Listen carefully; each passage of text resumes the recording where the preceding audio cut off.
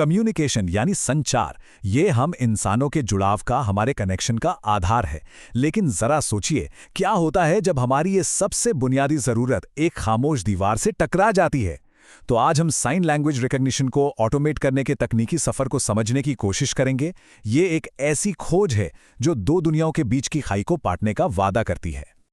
ये जो नंबर आप देख रहे हैं, ये सिर्फ एक आंकड़ा नहीं है, ये एक चेतावनी है, एक wake up call. World health organization का अनुमान है कि 2050 तक दुनिया में करीब 2.5 अरब लोगों को सुनने में किसी न किसी तरह की दिक्कत होगी। ये आंकड़ा हमें बताता है कि ये कम्युनिकेशन चैलेंज कितना बड़ा है और इस पर ध्यान देना कितना जरूरी है। असल में ये प्रॉब्लम सिर्फ टेक्नोलॉजी की नहीं है, इसकी जड़ में एक भाषाई और सामाजिक गैप है।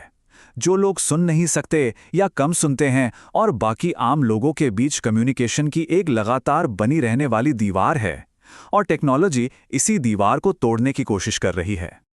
तो सवाल ये उठता है कि इस प्रॉब्लम को सॉल्व करने के शुरुआती अटेम्प्ट्स क्या थे। चलिए पहले सेक्शन में चलते हैं।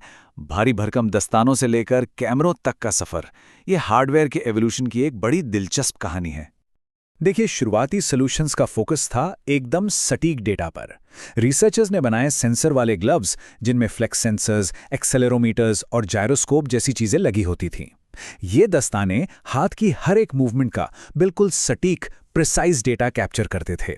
लेकिन एक बहुत बड़ी दिक्कत थी, ये बहुत ज़्यादा दखल देने वाले, महंगे, भारी भरकम थे और इन्हें रोज़मर्रा की ज़िंदगी में इस्तेमाल करना लगभग नामुमकिन था।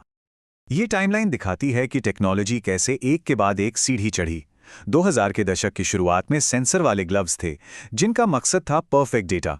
फिर 2000 के दशक के आखिर में शुरुआती कैमरा बेस्ड सिस्टम आए जो उतने भरोसेमंद नहीं थे। 2012 के आसपास डीप लर्निंग की क्रांति हुई और 2010 के दशक के अंत में पोज एस्टिमेशन का दौर आया जिसने गेम ही बदल दिया। हर नया दौर पिछले दौर की कमियों का जवाब था। और यहीं से आया एक बहुत बड़ा बदलाव, एक पैराडाइम शिफ्ट, टच से साइट की तरफ। मतलब अब ग्लव जैसे पहनने वाले डिवाइस के बजाय नॉर्मल कैमरों का इस्तेमाल किया जा सकता था। इसने टेक्नोलॉजी को हर किसी की पहुंच में तो ला दिया, लेकिन साथ ही टेक्निकल कॉम्प्लेक्सिटी को कई गुना बढ़ा भी दिया। और इसी के साथ हम आते हैं सेक्शन 2 पर, पिक्सेल्स बनाम स्केलेटन्स। ये दो अलग अलग मॉडर्न फिलॉसफीज हैं कि कंप्यूटर साइन लैंग्वेज को देखता और समझता कैसे है। अच्छा, आगे बढ़ने से पहले एक जरूरी टेक्निकल टर्म समझ लेते हैं, कन्वोल्यूशनल न्यूरल नेटवर्क या CNN। ये एक तरह का AI है जो हमारे दिमाग के विजुअल कॉर्टेक्स की तरह काम करता है। मतलब ये तस्वीरों में पैटर्न पहचानना सीखता है, चाहे वो सिंपल किनारे हों या हाथ जैसे कॉम्प्लेक्स शेप्स। तो देखने के ये दो तरीके क्या हैं? चलिए इसे सीधे सीधे कंपेयर करते हैं।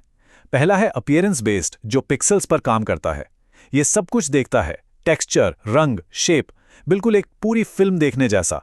लेकिन ये रोशनी और बैकग्राउंड बदलने से आसानी से कंफ्यूज हो जाता है। दूसरा तरीका है पोज बेस्ड, जो स्केलेटन का इस्तेमाल करता है। ये सिर्फ मूवमेंट देखता है, जोड़ों की हरकत और गति को।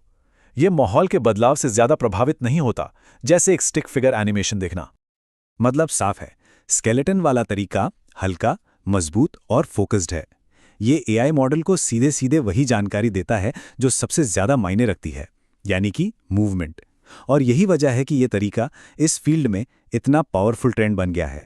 चलिए अब इस पूरी थियरी को एक रियल वर्ल्ड एग्जाम्पल से समझते हैं।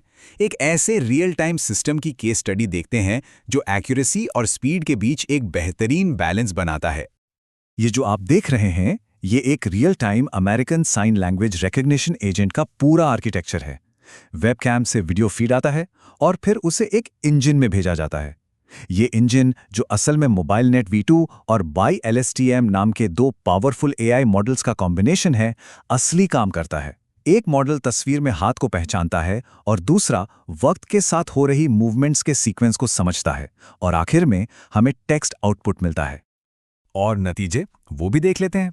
98.2% की टेस्ट एक्यूरेसी तो कमाल है, लेकिन असल दुनिया में इस्तेमाल होने वाले टूल के लिए स्पीड भी उतनी ही जरूरी है।